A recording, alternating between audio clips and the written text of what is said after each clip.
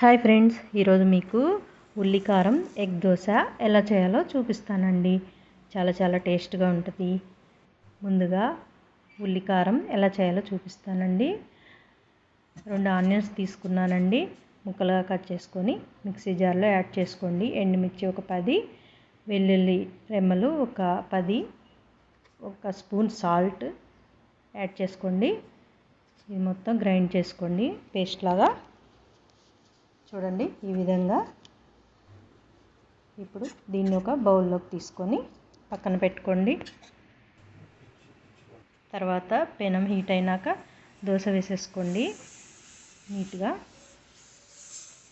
ఇప్పుడు ఆయిల్ ఒక spoon add చేసుకోండి.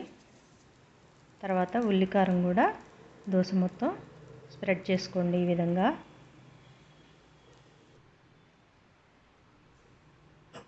తర్వాత స్టవ్ని లో ఫ్లేమ్లో ఉంచండి. ఒక ఎగ్ తీసుకొని చక్కగా ఈ దోశపై యాడ్ చేసేసుకోండి. ఎగ్ కూడా మొత్తం దోశ మొత్తం ఈ విధంగా స్ప్రెడ్ చేసుకోండి.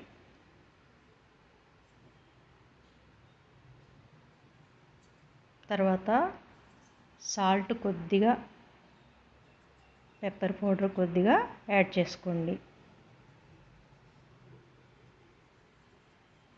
ఇప్పుడు ఆయిల్ కూడా ఒక స్పూన్ యాడ్ చేసుకోండి.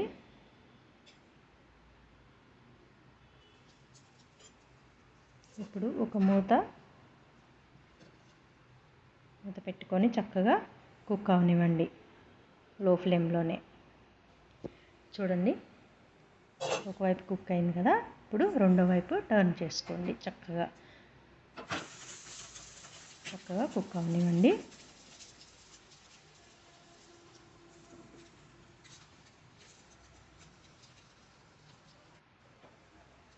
చూడండి కుక్ అయిపోయింది.